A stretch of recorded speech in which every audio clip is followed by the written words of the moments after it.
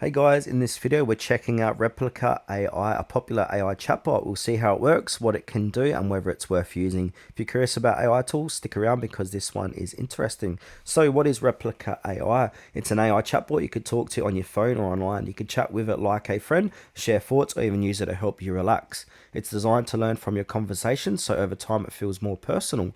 Using it is simple. You download the app, create an account, and start chatting. It responds to your messages instantly. It's designed to feel natural, like talking to a real person or a mate. Here's what makes it stand out. It can chat naturally and remember some things from past conversations. It can help you think through ideas or emotions, offers different conversation modes for fun, creativity, or self reflection. It's not perfect.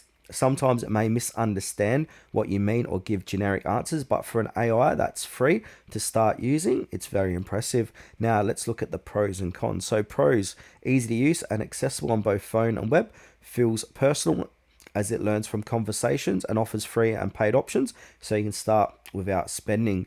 Cons, some responses can feel generic and repetitive. Advanced features require a paid subscription.